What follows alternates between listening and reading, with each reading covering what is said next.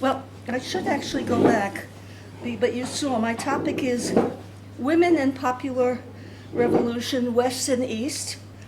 And to open the subject, I'm showing you two images. One is from, excuse me, one is from the American Revolution of 1775, 1783, and the other one is from the Egyptian Popular Revolution of 2011. And these two images illustrate different aspects of women's roles in popular revolutions. The homespun movement of the American Revolution was built on traditional gender-specific tasks that were given a political function. Women's protest marches have been viewed by some as crossing gendered lines, but women's traditional involvement in bread riots have also been regarded as a forerunner of women's revolutionary demonstrations.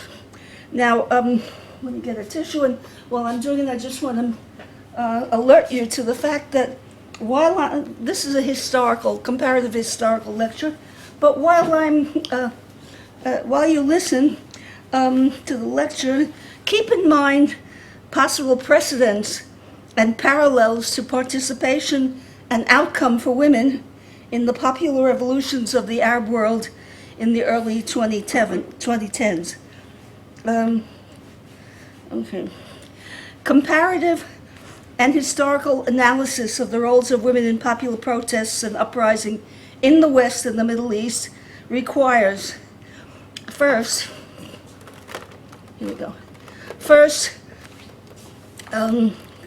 addressing the term Arab Spring and Popular Revolution as shaped by their specific historical linguistic context.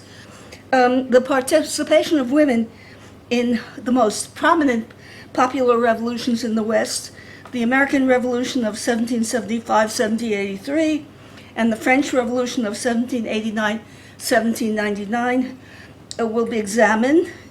This will be followed by exploration of women's roles in the Constitutional Revolution of Iran, 1905 to 1911, the Young Turk Revolution of 1908, and the 1919 Egyptian Revolution.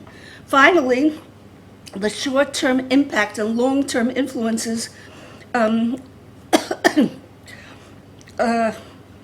these events on women will be assessed.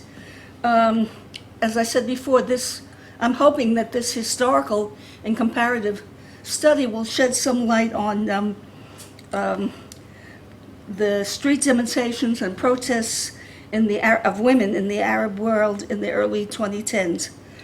So the first is Arab Spring and Popular Revolution. What's in the name?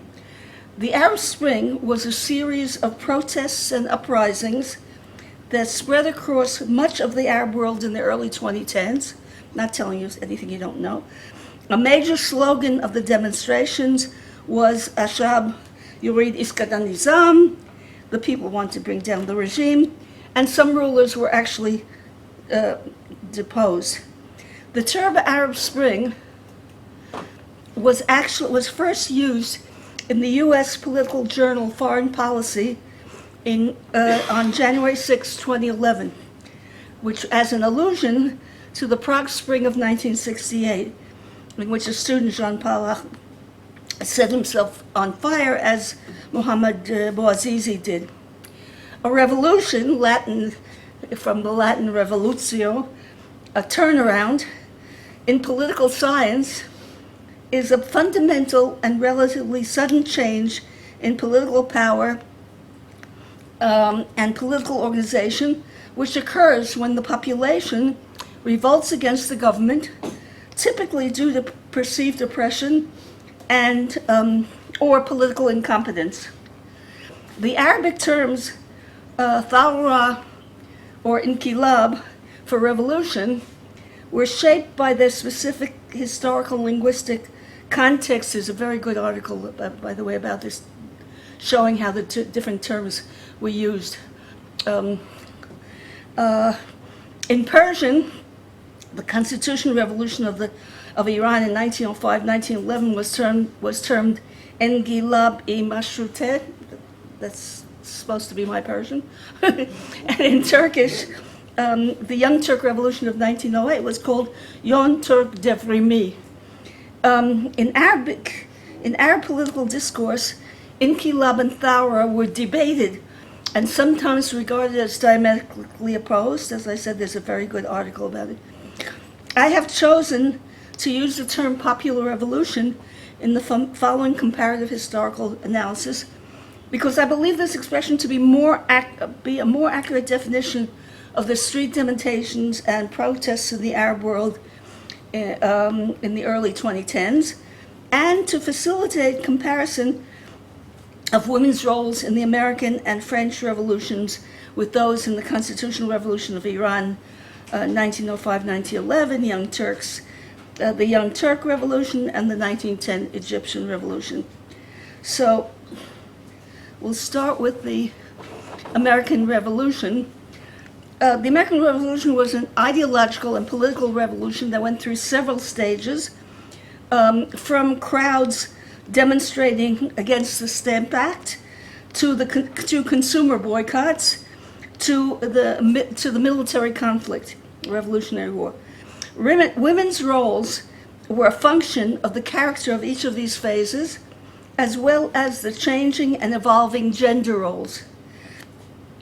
Lower class women had traditionally joined or led food riots to protest or seize the goods that their family needed. It's not surprising, therefore, that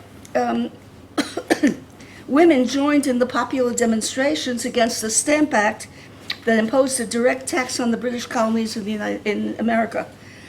At this time, the Sons of Liberty was founded.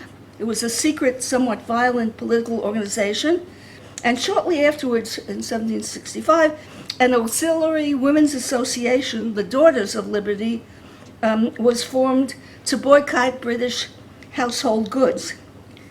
This participation by women built on traditional gender-specific tasks as homemakers. Also, urban women returned to knitting, spinning, and weaving their own cloth in the homespun movement I showed you before, but which now had social, political, and even symbolic ramifications. When the Revolutionary War against the British began in 1774, women provided military support.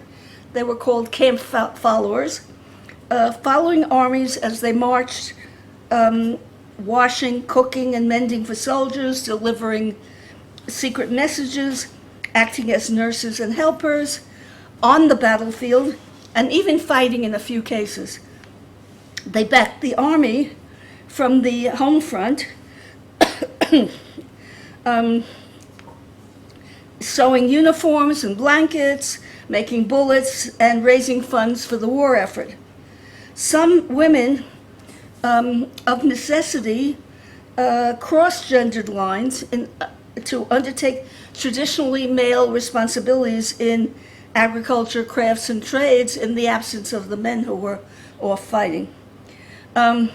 Women's voluntary charitable associations emerged at this time, combining philanthropic and patriotic aims. After the Revolution, ladies' periodicals emerged.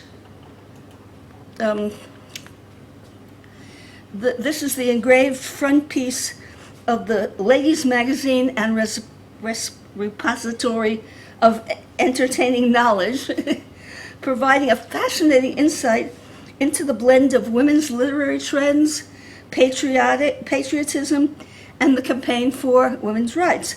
It represents allegorical images of the genius of the Ladies' Magazine, accompanied by the genius of emulation, and they are kneeling before the figure of Liberty and presenting her with a copy of Mary Wollstonecraft's Vindication of the Rights of Women, one of the first treatises on that subject.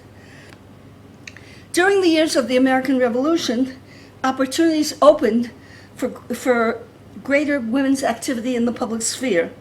But after the revolution, a backlash led to greater conservatism. The belief that women should be educated to become better wives and educate their children gained popularity at this time. And in the midst of the revolution in 1787, the first school educating women was opened. The concept of Republican motherhood, there we go, was based on the assumption that a successful republic rests on the virtue of its citizens, and women have the essential role of instilling their children with positive values.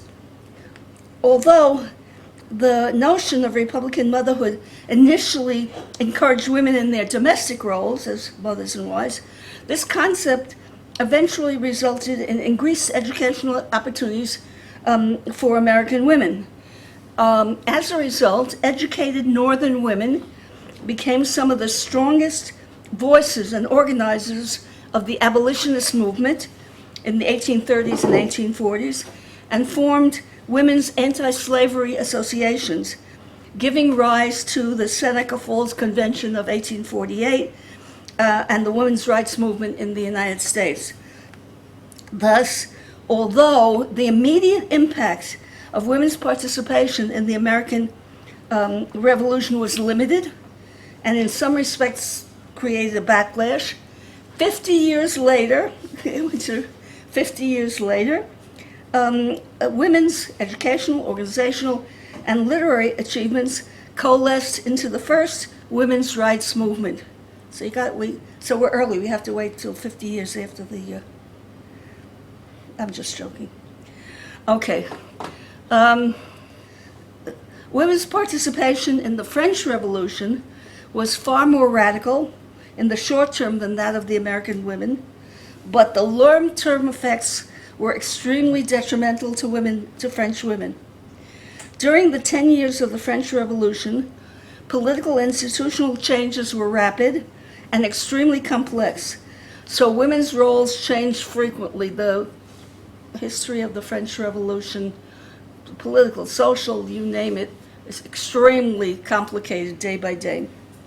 We first hear of French women's voices in the Cahiers de Doléances, the unofficial lists of grievances that were presented to the king and the Estates General that heralded the French Revolution.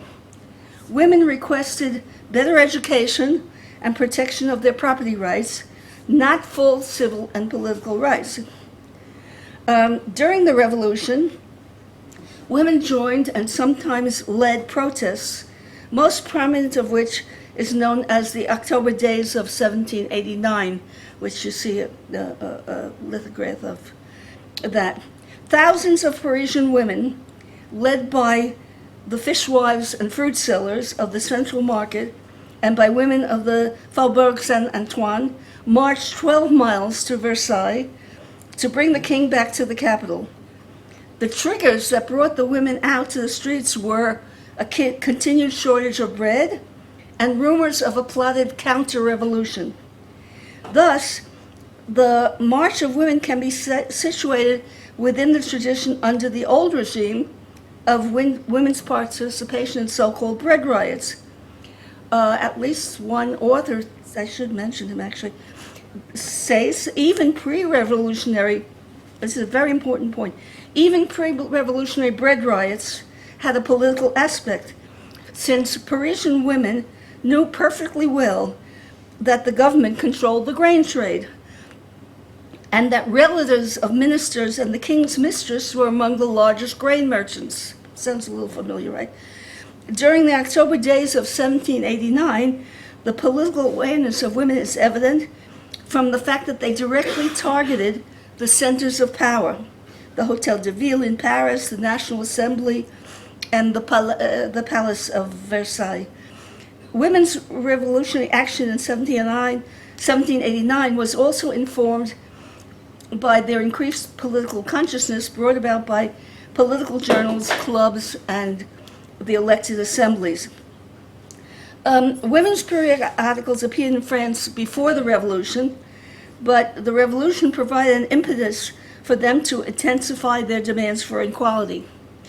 In 1790, women's newspapers were advocating better education and the rights of women to serve on juries and to participate in primary electoral assemblies. During the French Revolutionary War from 1792, women took on supported roles as camp followers and on the home front. This was not an innovation. Is that me? No, it's not me. I shut mine off. This was not an innovation, I repeat, since women had always cared for soldiers in French wars. Okay, so during the French Revolutionary Wars from 1792, French Revolution. During the Revolution, mixed-gendered fraternal societies were established, but women's roles in these associations were auxiliary, so women's patriotic clubs were founded. The radical, short-lived Society of Revolutionary Republican Women advocated for gender equality in revolutionary politics. It was established by Pauline Léon, you see her image below, pretty, and Claire Lacombe. The Women's Society was founded in the spring of 1793 and was shut down in 1793.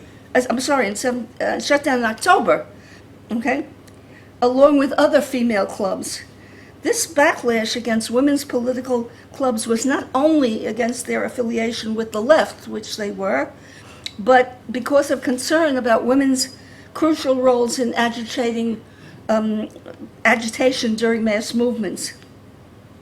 Within a few years of the revolution, activists were silenced, and a violent reaction against women's rights developed in the two ideological camps that bifurcated France in the 19th century.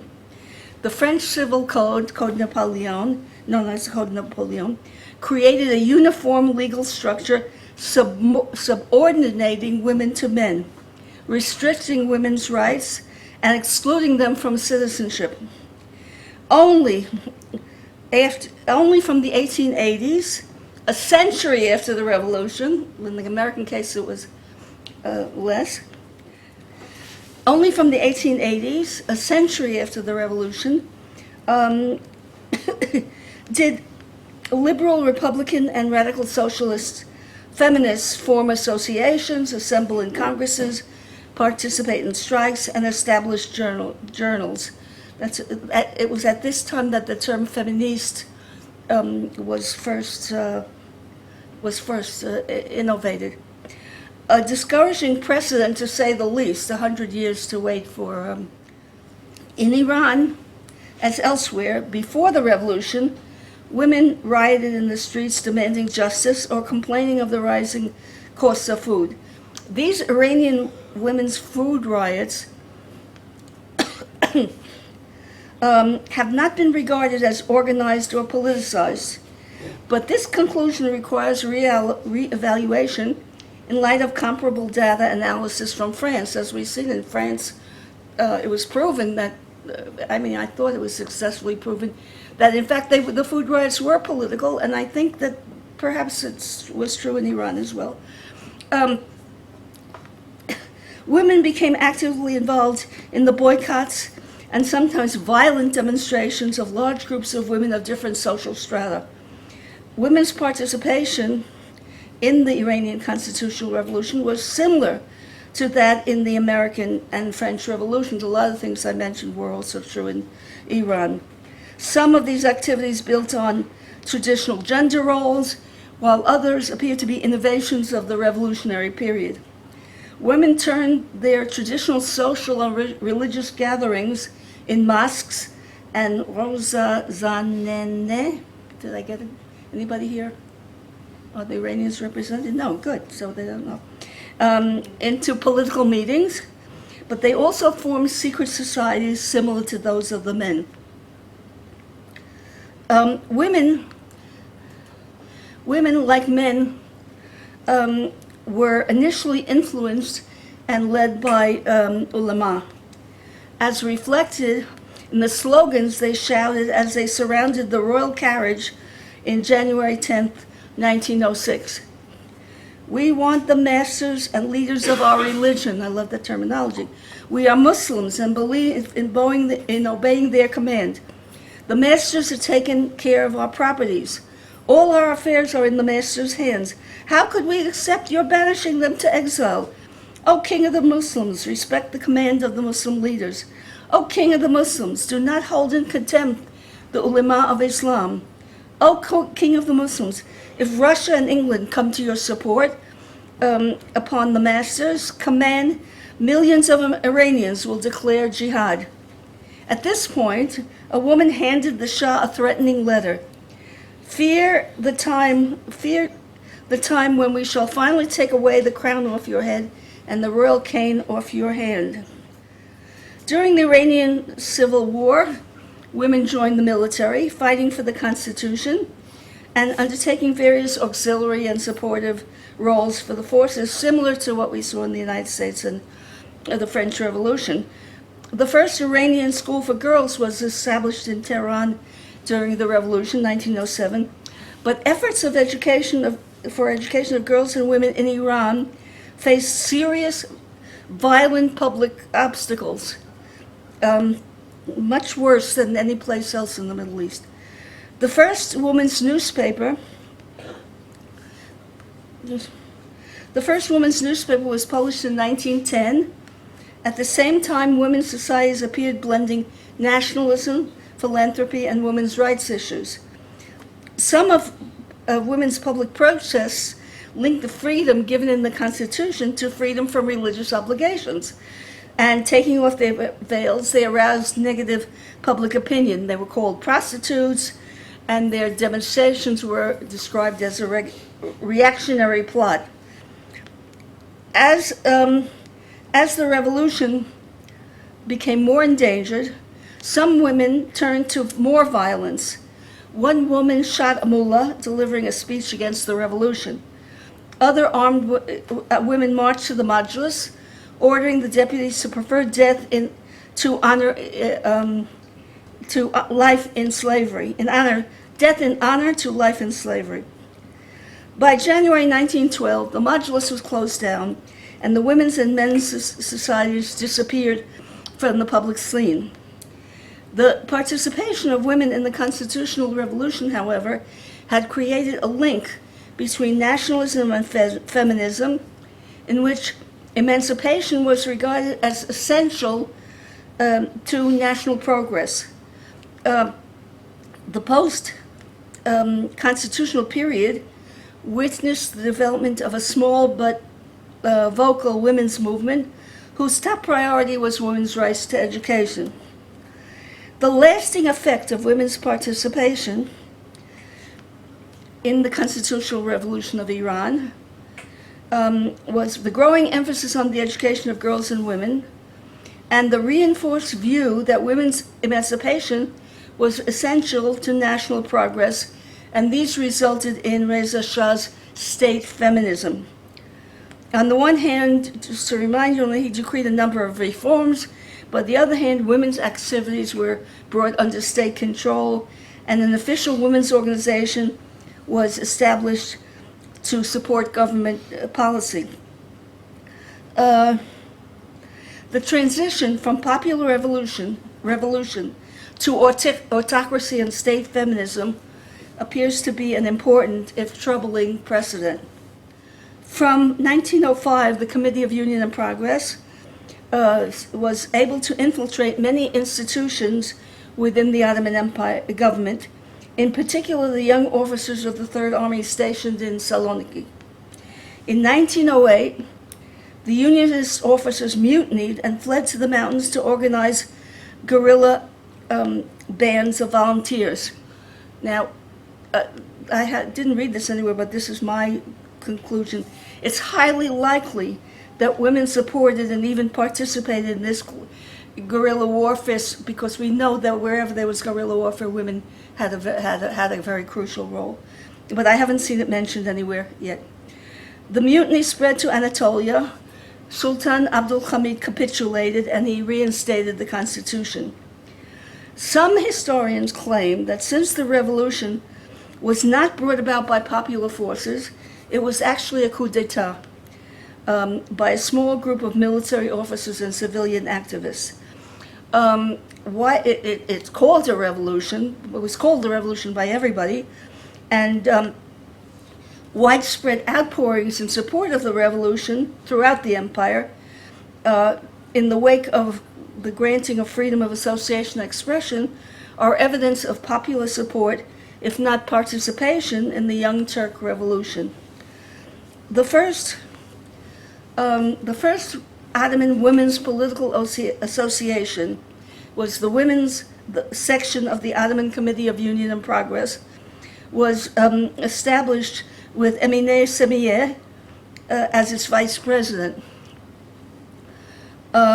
This dramatic innovation, this is at a time where in England there weren't even, women were only starting to be political associations of women. This dramatic innovation in Turkey may be explained in part by women's support for the secret activities of the Revolutionary Committee of Union and Progress, as well as its guerrilla war. Moreover, Semiyeh had established the first Ottoman Muslim women's philanthropic organization in 1898 in Salonika, the heart of the Young Turk Revolution, so she may have been unfortunately, nobody has written about this amazing woman. Other factors supporting the establishment of a women's section of the Ottoman Committee of Union and Progress were a number of crucial advancements for women that occurred in the Ottoman Empire during the 19th century and before the Young Turk Revolution, as well as ongoing discussions on women's rights by Ottoman intellectuals and decision makers. I didn't go into detail on this. You probably all learned it in Shana Aleph in the university.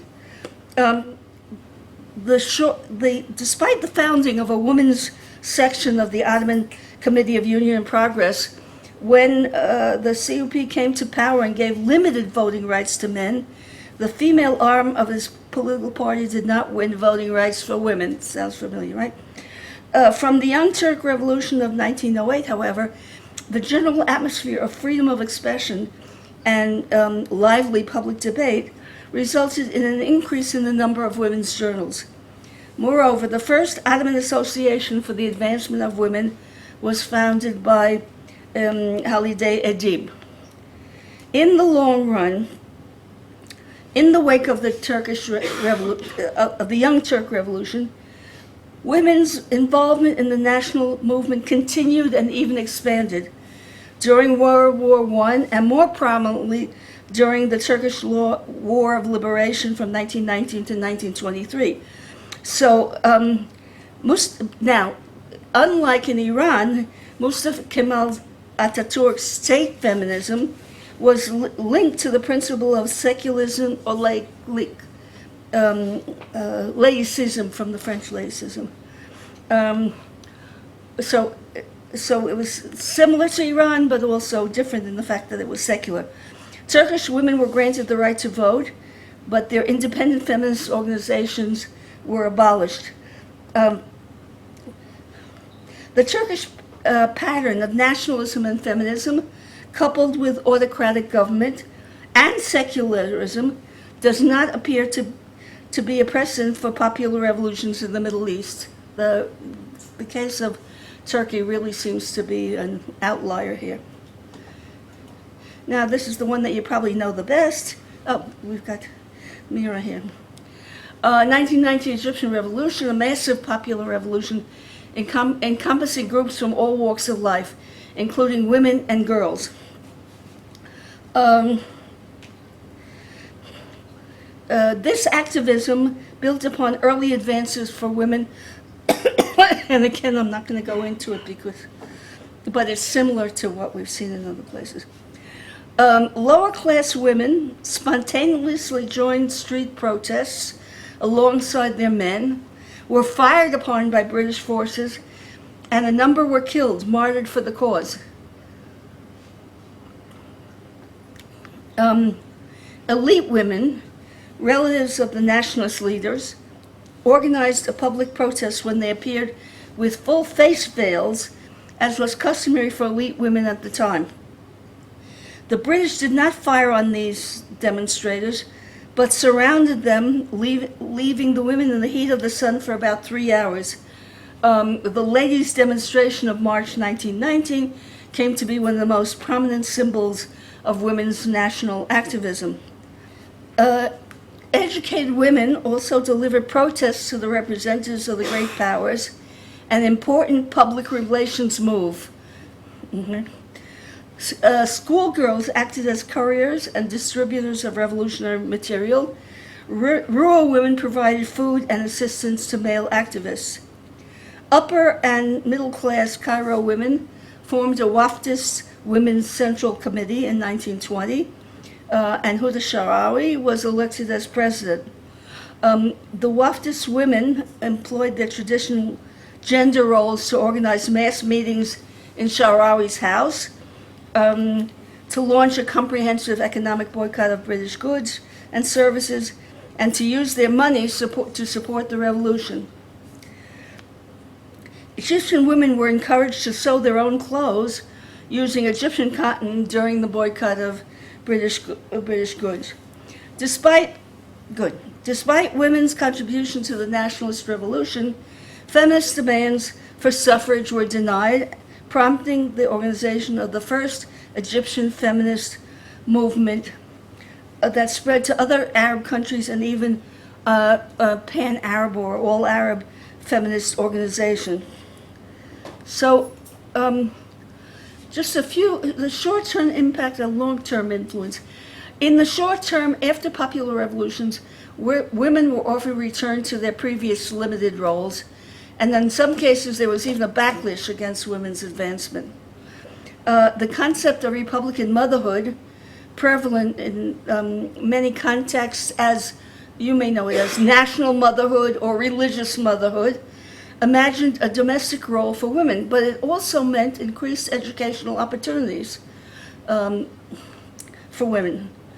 The extent of change brought about by women's participation in popular revolutions emerged decades or even a century later, so we're making an early evaluation.